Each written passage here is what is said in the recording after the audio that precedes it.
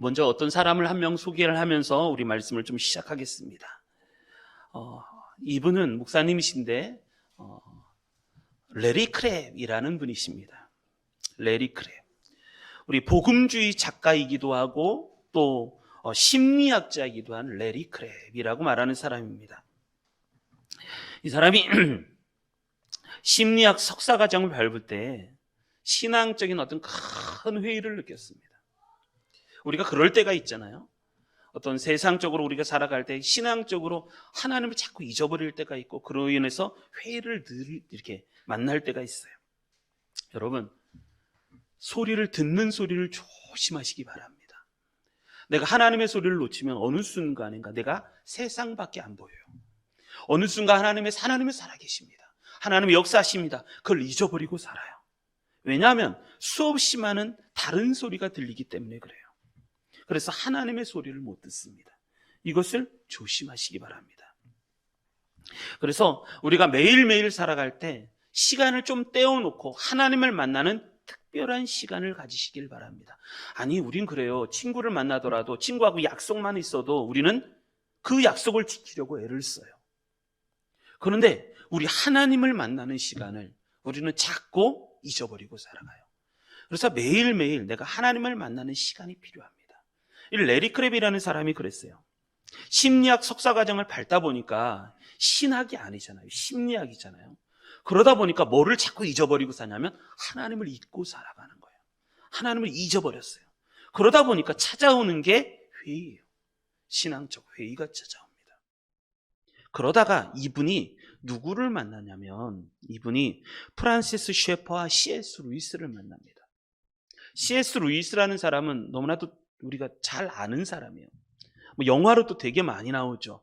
나니아 연대기라고 하는 영화의 원작자가 누구냐면 C.S. 루이스예요. 기독교 작가 C.S. 루이스.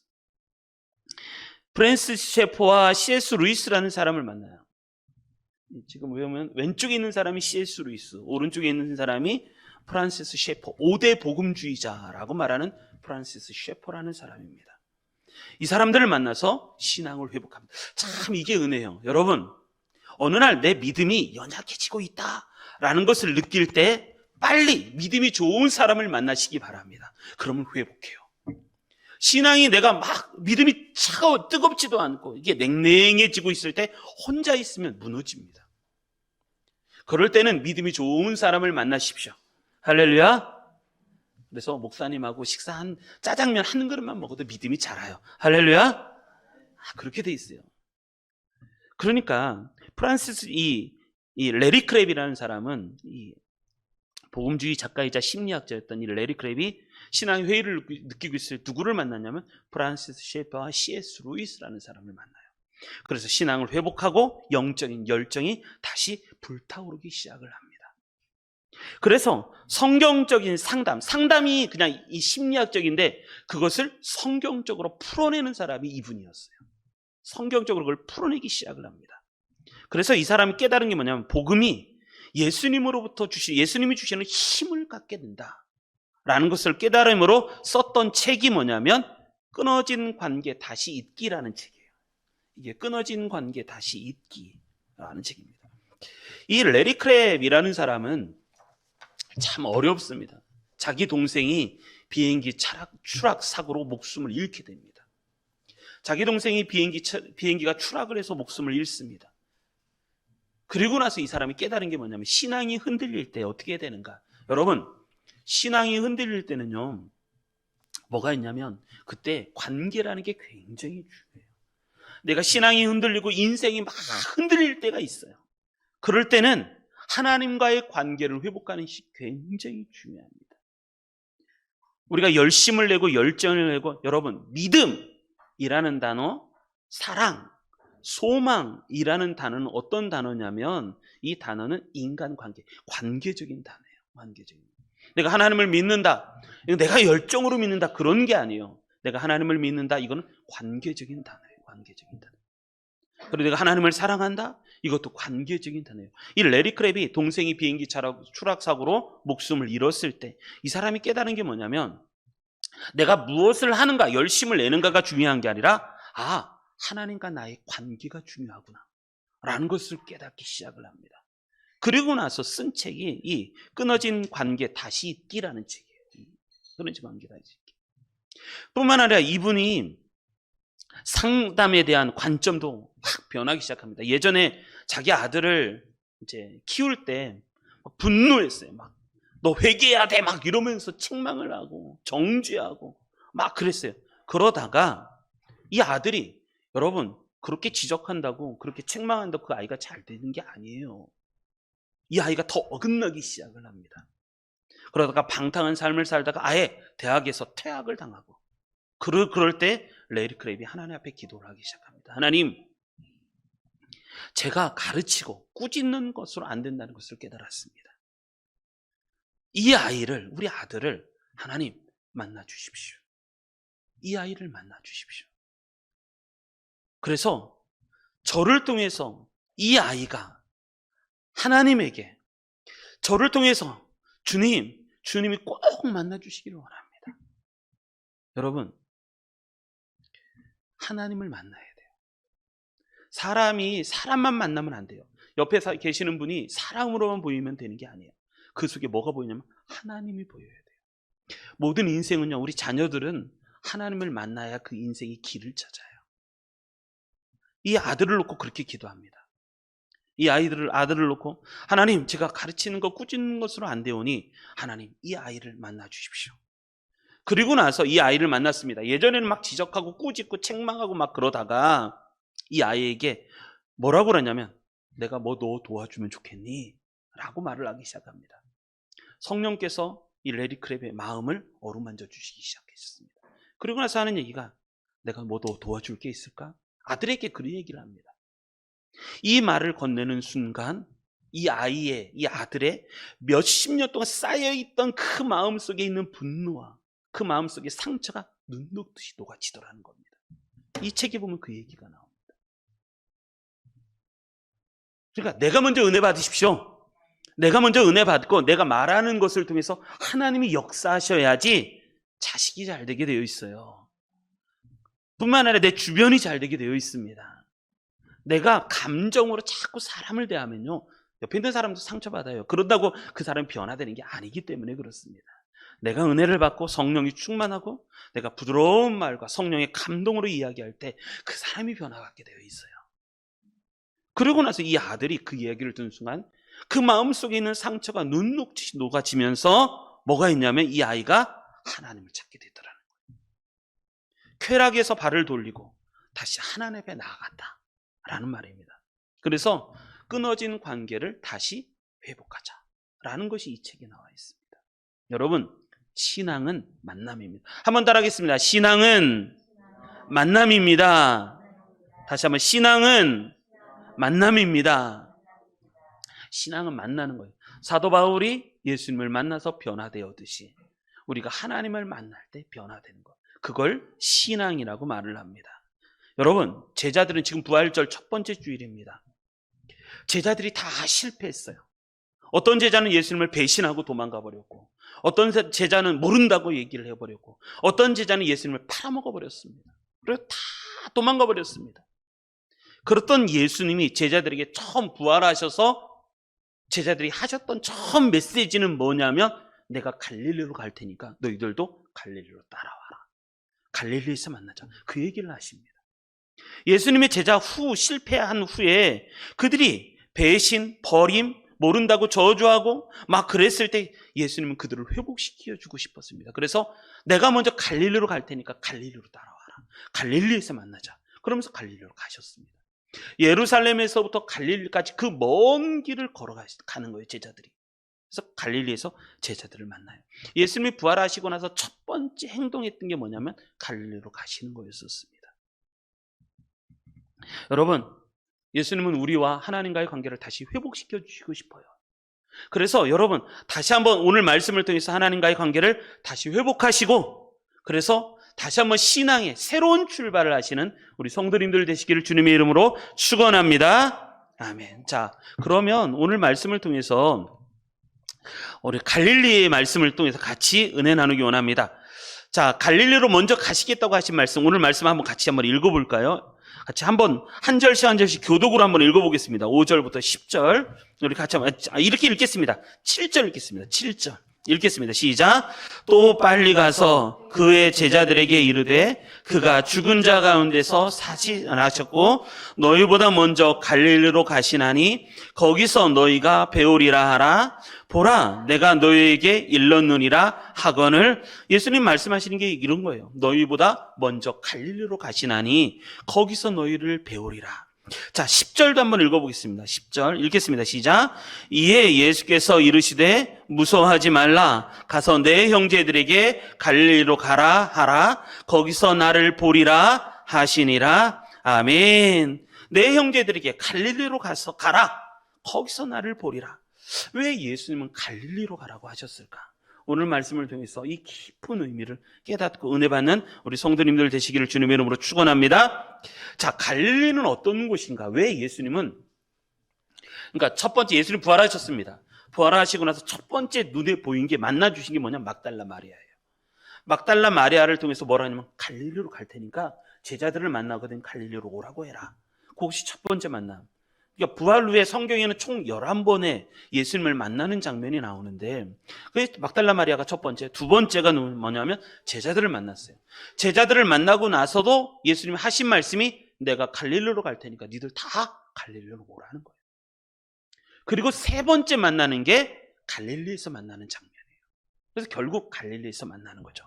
갈릴리는 어떤 곳인가? 이 또 갈릴리로 먼저 가시겠다는 말씀이 어떤 의미인가? 오늘 말씀을 통해서 같이 은혜 나누기 원합니다.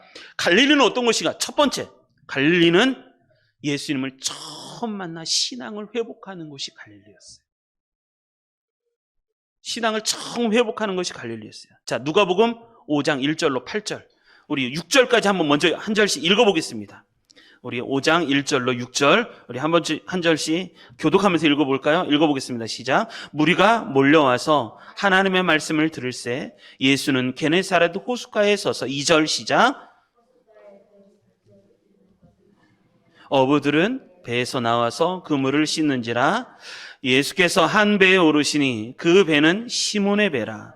육지에서 조금 떼기를 정하시고 앉으사 배에서 우리를 가르치시더니 말씀을 마치시고 시몬에게 이르시되 깊은 데로 가서 그물을 내려 고기를 잡으라.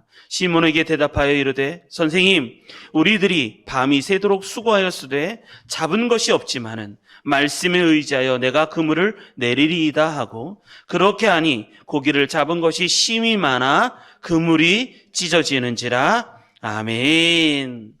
왜 예수님이 먼저 갈릴리로 가시겠다, 갈릴리에서 만나자 하신 이유는 첫 번째가 그것입니다. 너네들 신앙 잊어버렸지? 지금 제자들은 예수님을 배신하고 그리고 나서 만난 거거든요. 여러분, 오랫동안 싸웠던 친구와 오랫동안 헤어졌던 사람을 다시 만났을 때 뭘 해야 될까요? 제자들은 예수님을 배신하고 다 도망가 버렸던 그 제자들이 지금 부활하신 예수님을 만나야 되는데 마음속에 그 부담이 얼마나 컸겠어요. 그래서 예수님은 제자들에게 하셨던 말씀이 갈릴리로라는 거예요. 그 갈릴리는 어떤 곳이냐면 예수님을 처음 만난 장소가 갈릴리예요. 예수님을 처음 만난 장소, 그래 처음 신앙을 가졌던 장소, 그 갈릴리에서 다시 한번 너의 처음 신앙을 회복하라는 거예요. 여러분들은 어떠십니까? 신앙생활 지금 잘하고 계십니까? 아니면 무너져 있습니까? 부활 후에 예수님이 처음 말씀하신 것은 갈릴리에서 만났었던 그 신앙을 다시 회복하라라는 것입니다. 여러분, 제가 만약에 예수님이면 내가 부활을 했어요. 제가 부활하면 어떤 일을 할 것 같아요? 먼저 제가 부활하고 나면 첫 번째 할 일은 나를 때렸던 놈을 찾아갈 거예요. 제가 부활했더라면 나를 때렸던 놈. 예수님 어마어마하게 많이 마셨잖아요. 가시관을 씌우고 나서 갈대로 때려서 이 머릿속에 가시가 이 나무 가시가 박혀서 피를 흘린단 말이에요. 위아래 채찍질했던 그놈들, 그리고 불의한 재판을 했던 빌라도 찾아갔을 때 가만히 안 둘 거예요. 우리라면 그래요. 그때 우리를 바라바를 살려주시고 예수님을 십자가에 못 박아라고 외쳤던 그 유대 지도자들, 그리고 가서 그들에게 나타나서 내가 누군 줄 알아? 막 그랬을 거예요. 근데 예수님은 그러지 않으세요. 예수님이 하시는 건 뭐냐면 갈릴리로 가셔서 자기들의 사랑하는 제자들, 자기를 배신하고 또 부인하고 도망가 버렸던 그 제자들을 다시 회복시켜주고 싶으셨어요. 그래서 갈릴리로 가서 그 제자들을 다시 만나는 장면이 오늘의 말씀의 장면이라는 거죠. 여러분, 신앙의 승패는 여기에 있습니다. 어려운 일이 있을 때 우리는 어떻게 해야 될 것인가? 나를 생각하지 마십시오. 어려운 일을 만났을 때 나를 생각하시면 안 돼요. 어려운 일을 만났을 때 자기 묵상을 하지 마시고 늘 언제나 예수님을 보셔야 돼요. 자기를 보면요, 어떤 일이 벌어지냐? 자기를 보면 가룟 유다 같은 일이 벌어져요. 내가 예수님을 왜 배신했지? 내가 예수님을 왜 팔아먹었지?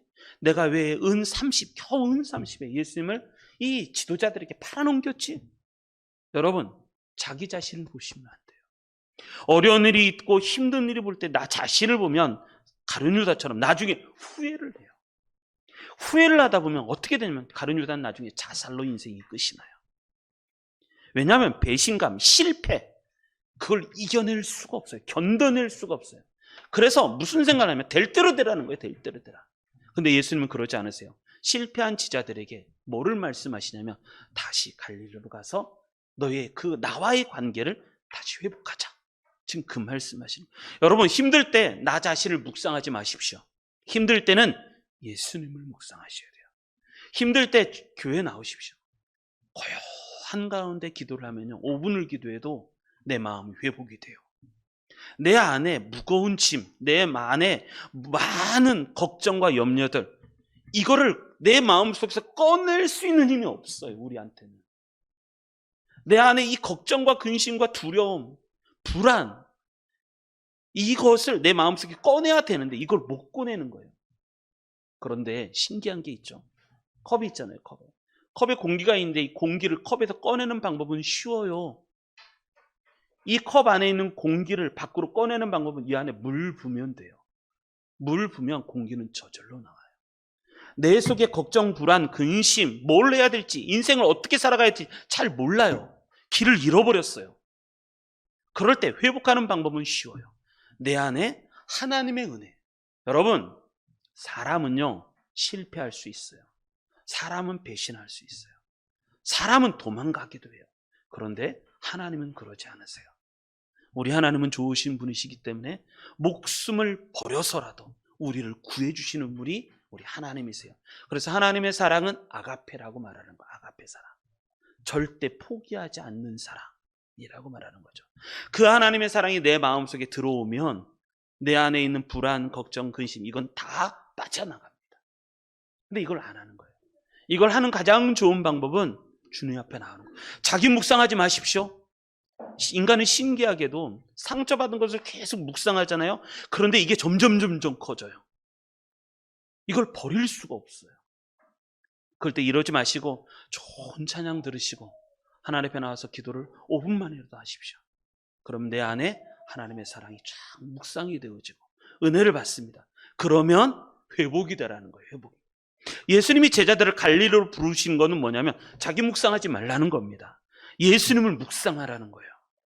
그래서 예수님이 갈릴리로 부른 그 장소, 처음 기적을 행한 장소, 처음 하나님을 만나 예수님을 만난 그 장소. 여러분, 갈릴리가 얼마나 컸냐면 폭이 20km예요.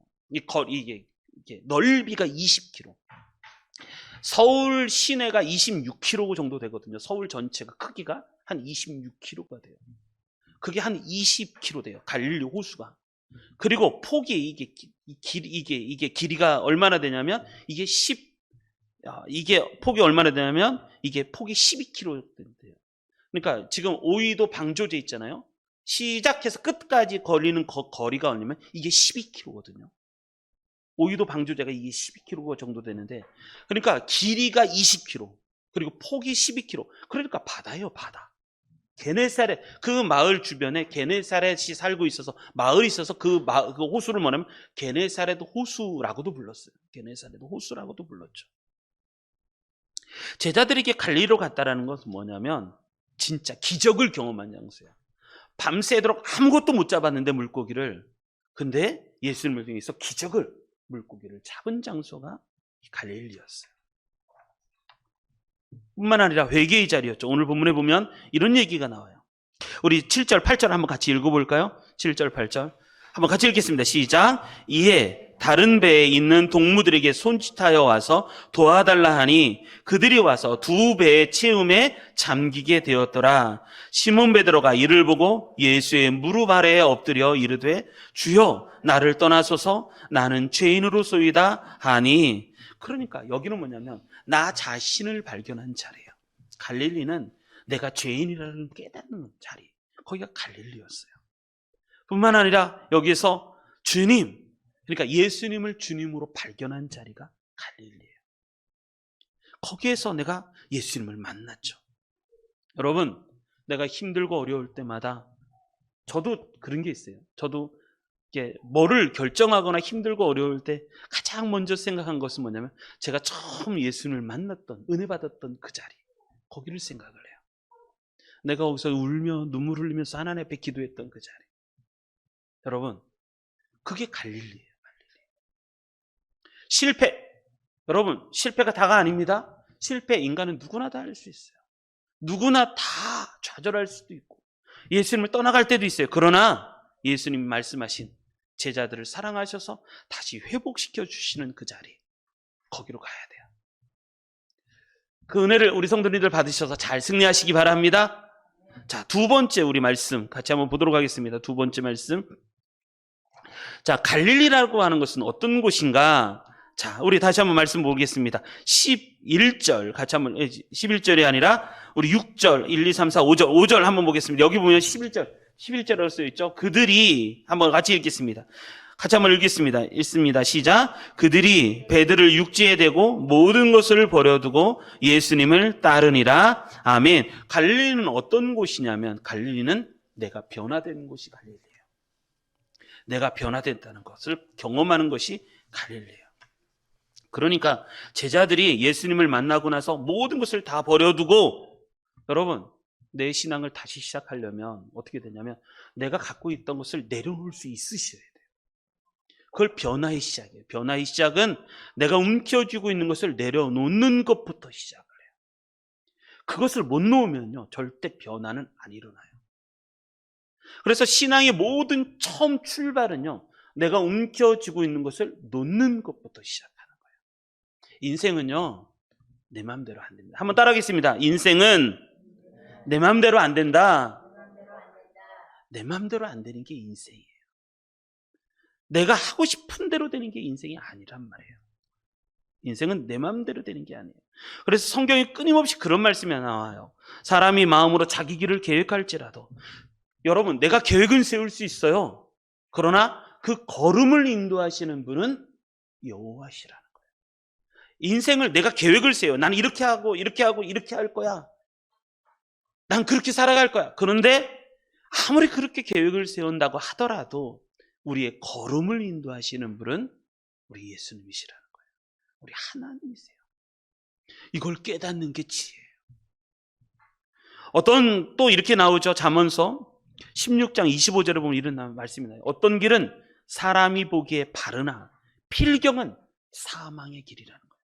내가 볼 때 그 길이 바른 길 같고 옳은 길 같아요. 그런데 그 길이 사망의 길이라는 거예요. 인생이 그렇다는 거예요. 그렇기 때문에 우리가 해야 될 것, 가장 큰 것은 뭐냐면 내가 다 내려놓는 것부터 시작하는 거예요. 내려놓는 것. 그래서 제자들이 모든 것을 다 버려두고 예수님을 따른 장소가 갈릴리라는 거예요. 예수님이 지금 이렇게 말씀하시는 거예요. 제자들이 예수님을 배신하고 배반하고 도망갔던 그 제자들이 그거 다 잊어버리라는 거예요. 잊어버리고 다시 출발하라는 거예요. 다시 출발하라. 이걸 우리는 변화라고 말하죠. 변화. 다 내려놓을 수 있으셔야 돼요.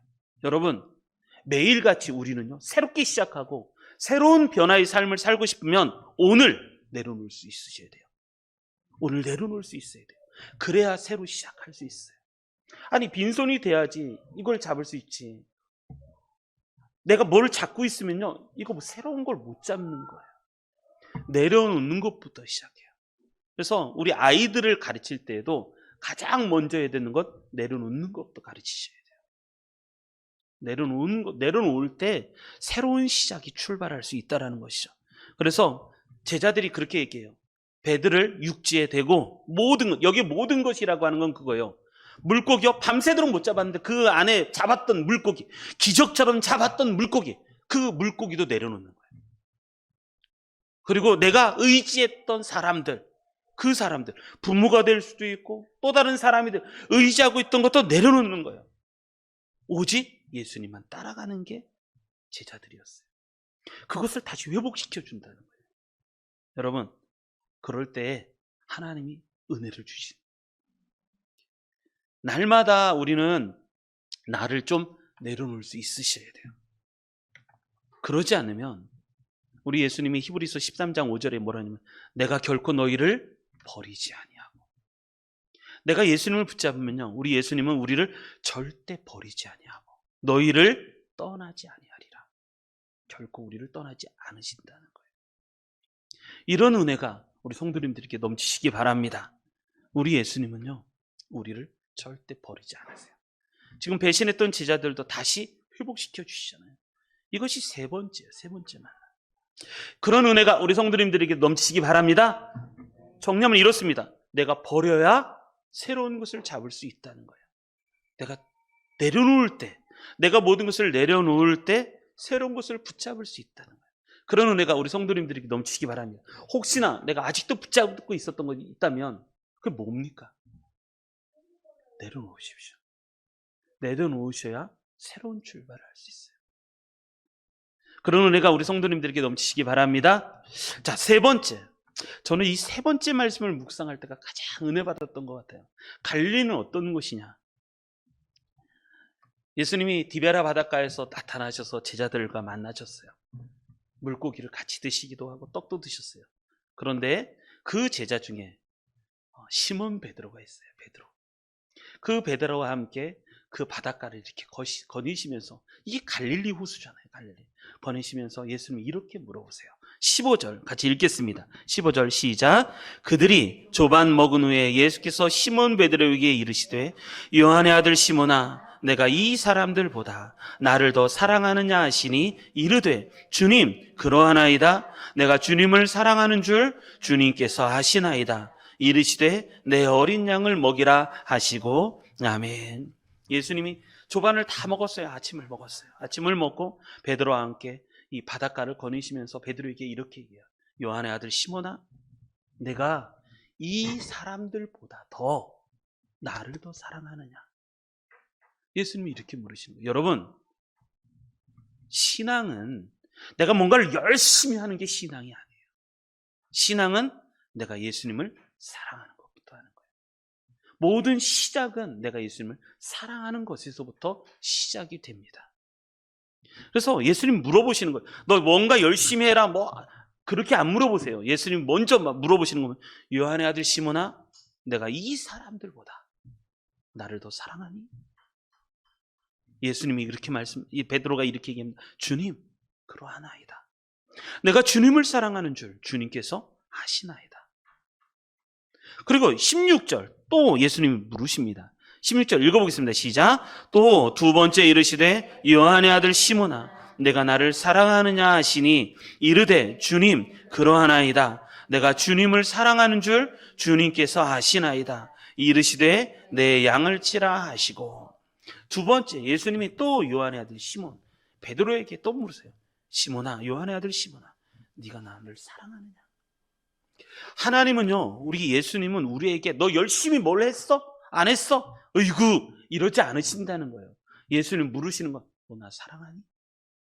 너 나 사랑하니? 이것부터 시작해요. 물으시니까 베드로가 또 얘기합니다. 주님 그러하나이다. 내가 주님을 사랑하는 줄 주님께서 아시나이다. 그리고 세 번째 17절 읽겠습니다. 시작. 세 번째 이르시되, 요한의 아들 시몬아, 내가 나를 사랑하느냐 하시니, 주께서 세 번째 내가 나를 사랑하느냐 하심으로 베드로가 근심하여 이르되, 주님 모든 것을 아시오매 내가 주님을 사랑하는 줄을 주님께서 아시나이다. 예수께서 이르시되 내 양을 먹이라. 아멘. 또 세 번째, 베드로에게 똑같은 질문을 또 한 번 하세요. 요한의 아들 시몬아, 내가 나를 사랑하느냐? 지금 예수님이 세 번 반복해서 질문했다는 것은 이 얘기예요.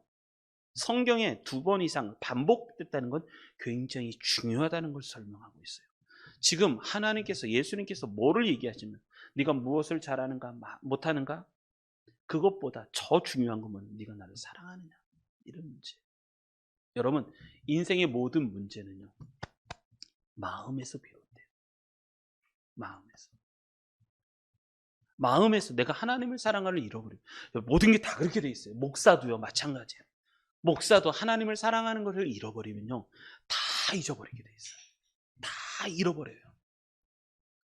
그래서 항상 나와 너 사이에 뭐가 존재하냐면 하나님이 존재해야 돼요. 하나님이 없으면요, 나와 너를 보면 세상에 누가 나를 만족해요? 내가 내 피로 낳은 자식도 나를 만족 못 시켜요.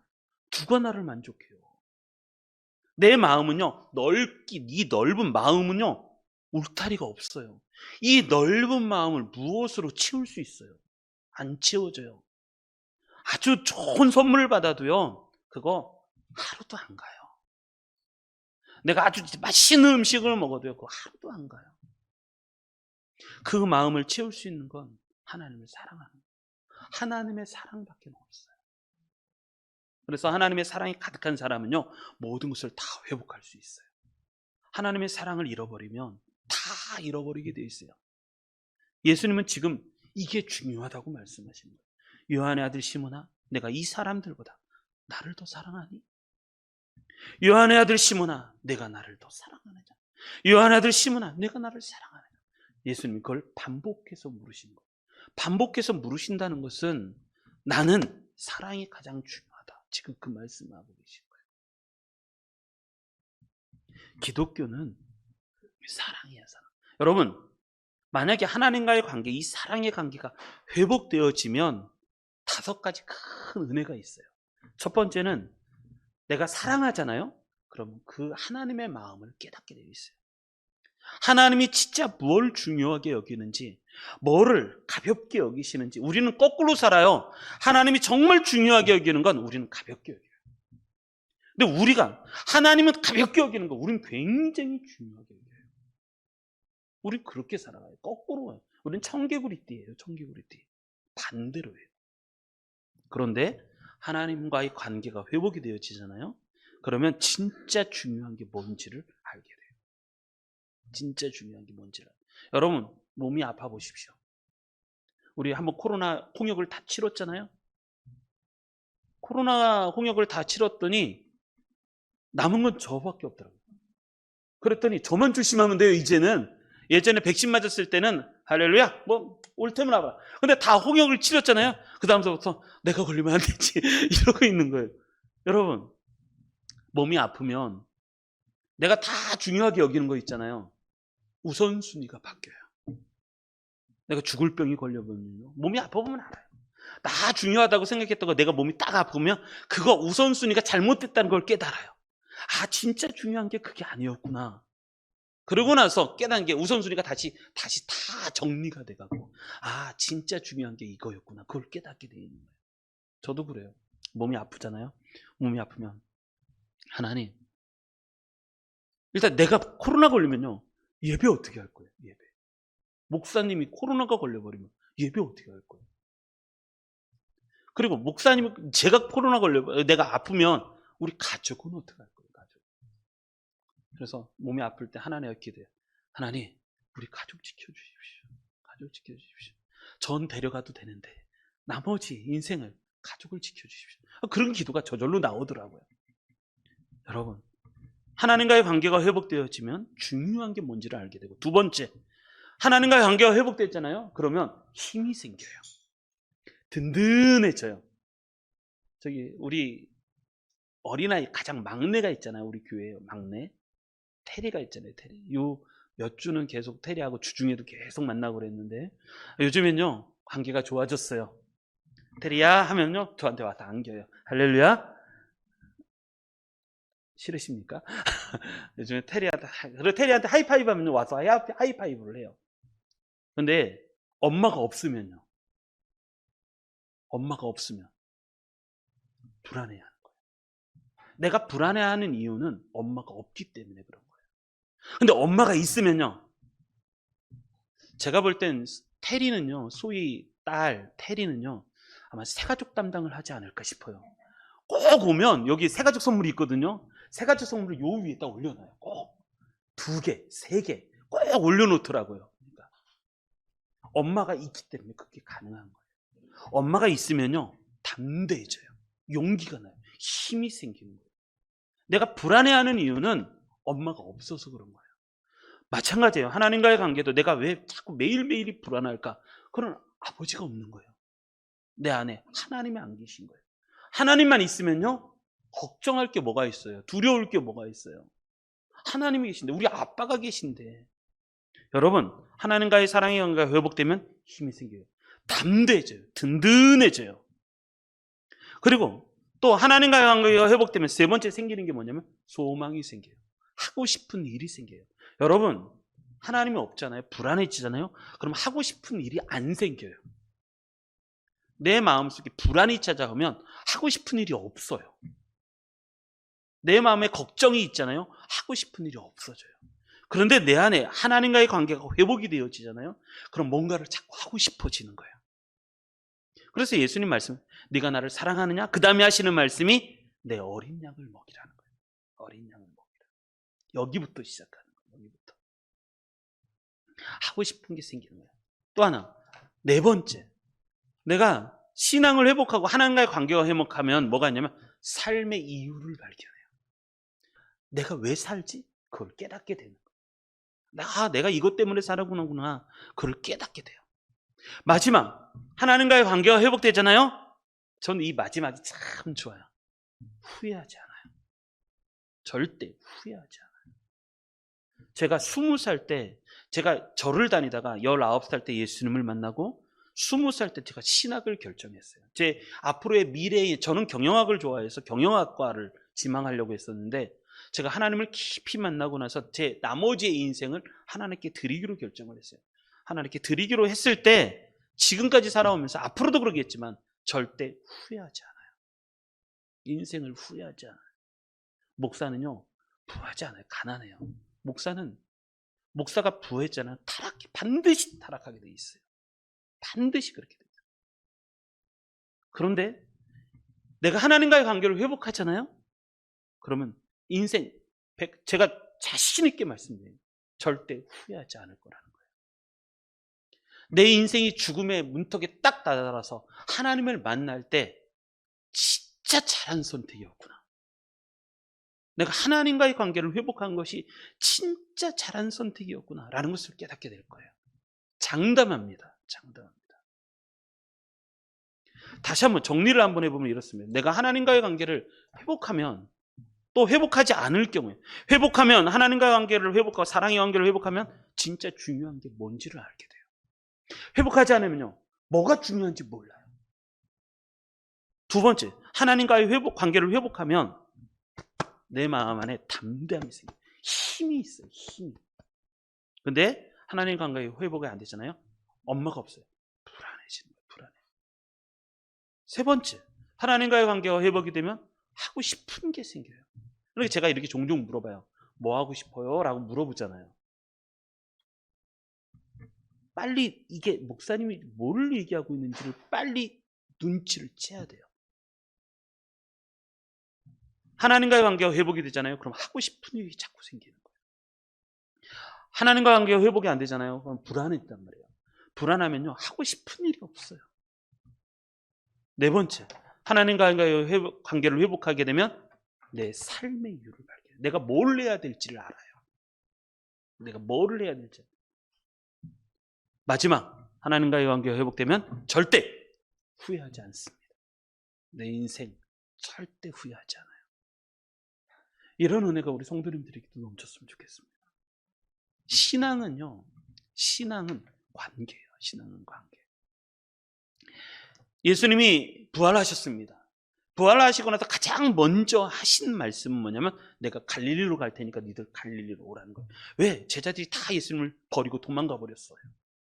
그리고 나서 그 예수님은 자기를 죽였던 사람, 자기에게 매질했던 사람, 욕했던 사람, 팔아넘겼던 사람, 불의한 재판을 했던 사람들 찾아가서 그들을 심판한 게 아니라 자기 사랑하는 제자들을 회복시켜 주고 싶었어요. 그래서 첫 번째 하신 게 뭐냐면 갈릴리로 오라고 하셨어요. 거기에서 회복시켜 주시는 거예요. 그래서 거기에서 믿음을 회복시켜 주시고, 그리고 거기에서 또 변화를 시켜 주시고, 그리고 무너진 관계를 회복시켜 주시는 게 그게 갈릴리였다는 거죠. 여러분, 다시 시작하시기 바랍니다. 여지껏 나와 하나님과의 관계는 어떤가? 이걸 다시 한번 생각해 보십시오. 다시 생각해 보시고, 그래서 나에게 진짜 뭐가 필요한가? 그거를 깨닫고, 그리고 지금 이번에 부활절 있잖아요. 부활절이 지나고 나서 첫 번째 주일이니까 한 걸음 한 걸음 다시 성경 말씀처럼 다시 시작하시기 바랍니다.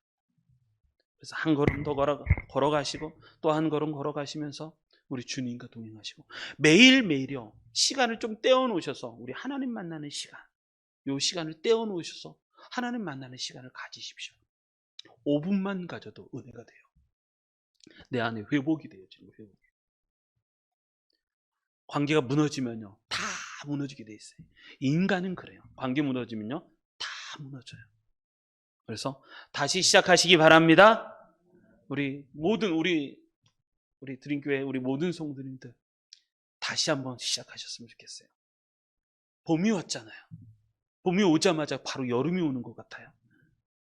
그러니까 나를 싸고 있었던 무거운 짐들, 옷 다 좀 내려놓고 나를 가볍게 하시고 우리 주님만 다시 붙잡고 다시 시작하셨으면 좋겠어요. 그래서 4월, 5월, 6월, 벌써 4월 마지막 주예요. 5월달, 6월달 다 시작하시고, 우리 성도님들도 오랫동안 코로나 때문에 좀 못 모이고 얼굴도 못 보고 그랬잖아요. 뭐 교회에서 이제 밥도 다시 먹을 거다고 지금 막 그런 얘기 나오는데, 어쨌든 뭔가를 다시 시작하셨으면 좋겠어요. 절대 예수님은 버리지 않으세요. 한번 실패했다고 이 못된 놈 네가 나를 버려, 절대 그러지 않으세요. 그래서 다시 시작하셔서 승리하신 우리 모든 성도님들 되시기를 주님의 이름으로 축원합니다. 아멘.